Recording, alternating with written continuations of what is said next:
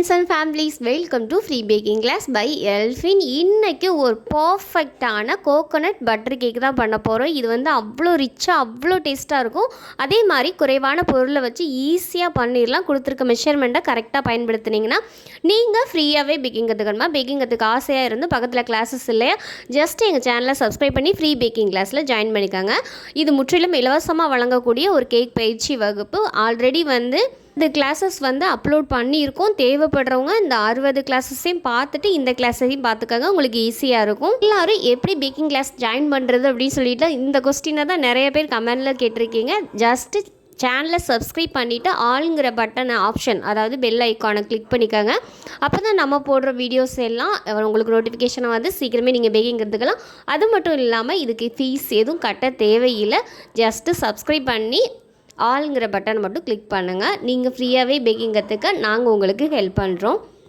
First ஈரம் இல்லாத பாத்திரம் ஒன்று எடுத்துக்கலாம். இதில் வந்து 250 ml கப்பில் கரெக்டாக அரை கப் அளவு அன்சால்ட்டு பட்டர் எடுத்துருக்கேன். நம்ம எடுக்கக்கூடிய அளவுகள் எல்லாமே 250 ml கப்போட அளவுகள் தான். ஸோ வந்து கரெக்டாக 110 கிராம் அளவு அன்சால்ட்டு பட்டர் எடுத்திருக்கேன். பட்ரு வந்து ஃப்ரிட்ஜிலேருந்து எடுத்து கூலிங் டெம்பரேச்சர் போய் இந்த மாதிரி சாஃப்டான கன்சிஸ்டன்சியில் இருக்கணும். அப்போ தான் வந்து நம்மளுக்கு சுகரோடு சேர்ந்து அது ஒரு க்ரீமி டெக்ஸ்சரை வந்து உருவாக்கும். நீங்கள் வந்து சில்லுன்னு எடுத்து பீட் பண்ணிங்கன்னா அது அந்தளவுக்கு கரெக்டாக வராது. ஸோ கம்ப்ளீட்டாக கூலிங்னஸ் போனதுக்கப்புறம் நீங்கள் பயன்படுத்துங்க. பீட்டரை ஆன் பண்ணி இந்த பட்டரை வந்து ஒரு 5 நிமிஷத்துக்கு பீட் பண்ணி எடுத்துக்காங்க. பட்ரு வந்து லைட்டாக வரணும், அதாவது டார்க் எல்லோவாக இருக்கிறது லைட் எல்லோவாக வரணும். இதில் வந்து கரெக்டாக 100 கிராம் அளவு பவுடர் சுகர் சேர்த்துருக்கேன். அதாவது சுகரை பவுடர் பண்ணிவிட்டு 100 கிராம் அளவு எடுத்துருக்கேன். இதில் கார்ன்ஃப்ளவர்லாம் சேர்க்கல, வெறும் பவுடர் சுகர் தான். இந்த சுகரை சேர்த்துட்டு நீங்கள் பீட்டரை ஆன் பண்ணாமல் லைட்டாக ஸ்பேச்சுலா வச்சு மிக்ஸ் பண்ணிவிட்டு அதுக்கப்புறம் பீட்டரை ஆன் பண்ணி ஒரு க்ரீமி டெக்ஸ்சர் வர்ற அளவுக்கு ஒரு 7 நிமிஷம் அளவுக்கு நல்லா பீட் பண்ணி எடுத்திங்கன்னா உங்களுக்கு ஒரு க்ரீமியான சாஃப்டான பட்ரு மாதிரி ஒரு பேட்டர் கிடைக்கும். இந்த மாதிரி தான் இருக்கும். அது இந்த மாதிரி வர வரைக்கும் நீங்கள் பீட் பண்ணி எடுக்கணும். கண்டிப்பாக பவுடர் சுகர் தான் யூஸ் பண்ணணும். இந்த மாதிரி பீட் பண்ணதுக்கப்புறம் பீட்டரை ஆஃப் பண்ணிவிட்டு ரூம் டெம்பரேச்சரில் இருக்க முட்டை வந்து நான் ஒரு முட்டை பயன்படுத்துகிறேன். ஃபஸ்ட்டு ஒரு முட்டையை பயன்படுத்திட்டு, அதாவது ஒரு முட்டையை உடச்சி ஊற்றிட்டு பீட்டரை ஆன் பண்ணி நல்லா ஹை ஸ்பீடில் போட்டு பீட் பண்ணிங்கன்னா முட்டையும் அந்த பட்டரும் சேரும்போது கெட்டி ஆகும். அதாவது விப்பிங் க்ரீம் எந்த அளவுக்கு பீட் ஆகுமோ அந்த அளவுக்கு நம்மளுக்கு கெட்டியாக வந்து கிடைக்கும். ஒரு 3 நிமிஷம் அளவுக்கு பீட் பண்ணிங்கன்னா இந்த மாதிரி டெக்ஸ்சரில் கிடைக்கும். இந்த மாதிரி டெக்ஸ்சர் வந்ததுக்கப்புறம் மறுபடியும் பீட்டரை ஆஃப் பண்ணிவிட்டு மறுபடியும் ஒரு முட்டையை சேர்க்குறேன். மொத்தமாக நான் 2 முட்டை சேர்த்துருக்கேன். இந்த 2 முட்டையும் ஒரே நேரத்தில் பயன்படுத்தி நீங்கள் பீட் பண்ணக்கூடாது. ஒவ்வொரு முட்டையாக சேர்த்து தான் நீங்கள் வந்து பீட் பண்ணணும். 2 முட்டையும் நல்லா பீட் பண்ணதுக்கப்புறம் ஓரளவுக்கு க்ரீமியான டெக்ஸ்சர் வரும். அதாவது 2வது முட்டை சேர்த்துட்டு ஒரு 2 நிமிஷம் பீட் பண்ணதுக்கப்புறம் நீங்கள் வந்து பீட்டரை ஆஃப் பண்ணிடுங்க. இப்போ வந்து கரெக்டாக இந்த மாதிரி தான் இருக்கும். நீங்கள் ஒவ்வொரு டைம் பீட் பண்ணும்போதும் ஸ்பேச்சுலா வச்சு சுற்றி வலிச்சு விட்டுட்டு பீட் பண்ணுங்கள். இப்போ 1 டீஸ்பூன் அளவு வெண்ணிலா எசன்ஸ் சேர்த்துருக்கேன். நீங்கள் வந்து பட்டர் எசன்ஸ் இருந்தால் பட்டர் எசன்ஸ் கூட சேர்த்துக்கலாம். நான் வந்து வெண்ணிலா ஃப்ளேவரே போதும்னு விட்டுட்டு இப்போ இந்த பீட்டரை ஆன் பண்ணி லைட்டாக மிக்ஸ் பண்ணிவிட்டு பீட்டரை ஆஃப் பண்ணிடுங்க. இப்போ இதில் வந்து ஒரு சல்லடை வச்சுட்டு கரெக்டாக 100 கிராம் அளவு மைதா சேர்த்துருக்கேன். இந்த மைதா சேர்த்ததுக்கப்புறம் 1/2 டீஸ்பூன் அளவு பேக்கிங் பவுடர் சேர்த்துருக்கேன். இது ரெண்டையும் சேர்த்துட்டு நல்லா ஜலிச்சு எடுத்துக்கலாம். ஜலிச்சு எடுத்துகிட்டு ஈவனாக மிக்ஸ் ஆகிற மாதிரி லைட்டாக ஜலிச்சு எடுத்துக்காங்க. ஏன்னா அப்போ தான் பேக்கிங் பவுட்ரு எல்லா இடத்துக்கும் ஸ்ப்ரெட் ஆகும். இப்போ ஒரு ஸ்பேச்சுலா வச்சு ஜென்ரலாக நம்ம மிக்ஸ் பண்ணிக்கலாம். ரொம்ப போட்டு கிண்ட வேண்டாம், லைட்டாக மிக்ஸ் பண்ணிங்கனாலே போதும். இப்போ ஆற வச்ச பால் வந்து 4 டீஸ்பூன், அதாவது 20 ml அளவு சேர்க்கணும். அதாவது சூடோடு இருக்கக்கூடாது பால். 1 டீஸ்பூனுங்கிறது 5 ml. அப்போ 4 டீஸ்பூன் அளவு சேர்த்திங்கன்னா கரெக்டாக 20 ml அளவு வந்துடும். இந்த பாலை சேர்த்ததுக்கப்புறமா ஜென்ரலாக நம்ம மிக்ஸ் பண்ணி எடுத்துக்கலாம். மிக்ஸ் பண்ணி எடுத்ததுக்கப்புறம் கரெக்டாக 30 கிராம் அளவு டெசிகேட்டட் கோகோனட் தான் யூஸ் பண்ணியிருக்கேன்.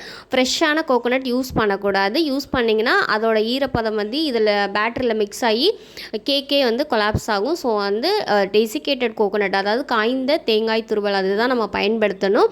இது பேக்கிங் ரா மெட்டீரியல் ஷாப்லேயே கிடைக்குது. இப்போ வந்து இந்த டெசிகேட்டட் கோகோனட் 250 ml கப்பில் 1/3 கப் இருக்குல்ல, அதில் வந்து 1 கப் அளவு எடுத்திருக்கேன். இப்போ இதை வந்து நம்ம லைட்டாக மிக்ஸ் பண்ணி எடுத்துக்கலாம்.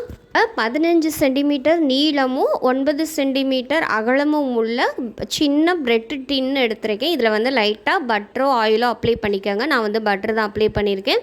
இப்போ கீழே வந்து பட்டர் ஷீட் வேணும்னா போட்டுக்கலாம். இது வந்து நான்ஸ்டிக் பேன் தான், இருந்தாலுமே நான் வந்து பட்டர் ஷீட் போட்டுட்டு தான் இதில் வந்து பேக் பண்ண போகிறேன். இப்போ நம்ம ரெடி பண்ணி வச்சுருக்க பேட்டரை வந்து உள்ளே சேர்த்துடலாம்.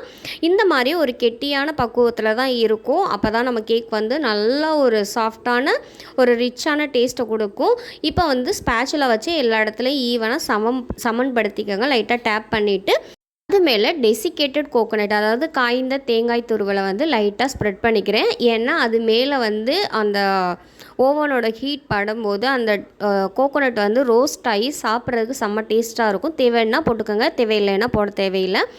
170 டிகிரியில் 10 நிமிஷத்துக்கு டாப் அண்ட் பாட்டம் ராட் ரெண்டையும் சேர்த்து ஆன் பண்ணிவிட்டு ப்ரீ ஹீட் ஆன் பண்ணிக்கோங்க. இப்போ 170 டிகிரியில் பாட்டம் ராடு ரெண்டும் சேர்த்து ஆன் பண்ணிவிட்டு 25லேருந்து 30 நிமிஷம் பேக் பண்ணி எடுத்துக்கோங்க. நீங்கள் குக்கரில் பேக் பண்ணுறீங்கனாலும் இதே டைமிங் தான் வரும். அதாவது சிம்மில் வச்சுட்டு கரெக்டாக 25லேருந்து 30 நிமிஷம் அளவுக்கு பேக் பண்ணி எடுத்துக்கோங்க. குக்கரில் பிரியாணி பாத்திரத்தில் எப்படி பேக் பண்ணுறதுன்னு கிளாஸ் 2ல் அப்லோட் பண்ணியிருக்கோம். தேவைப்படுறவங்க செக் பண்ணி பார்த்துக்கோங்க.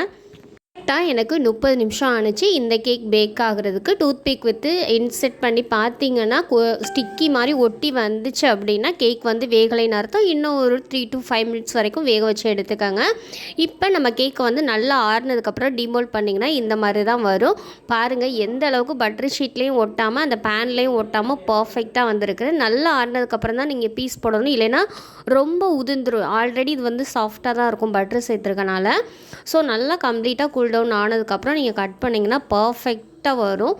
இது வந்து 5 to 6 டேஸ் வரைக்கும் நார்மல் ரூம் டெம்பரேச்சர்லேயே வச்சு நம்ம சாப்பிட்லாம்.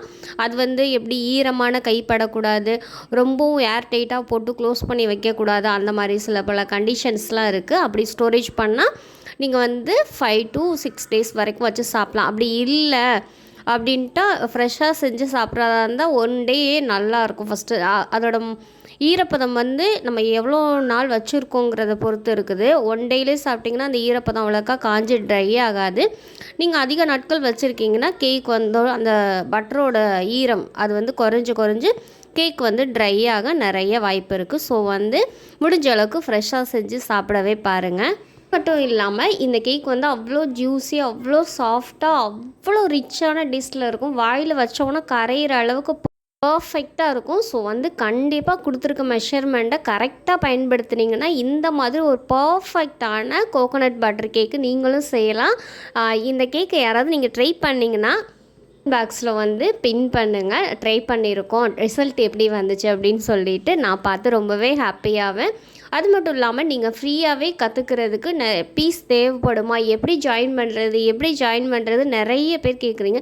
ஜஸ்ட்டு சப்ஸ்கிரைப் மட்டும் பண்ணுங்கள். சப்ஸ்கிரைப் பண்ணிவிட்டு அந்த பெல் ஐக்கான ஆல்ங்கிற ஆப்ஷன் இருக்கும், அந்த ஆப்ஷனை நீங்கள் கிளிக் பண்ணிக்கிட்டால் நம்ம போடுற வீடியோஸ் எல்லாமே உங்களுக்கு நோட்டிஃபிகேஷனாக உடனே வந்துடும். அது மட்டும் இல்லாமல் நீங்கள் எந்த ஒரு ஃபீஸும் கட்ட தேவையில்லை.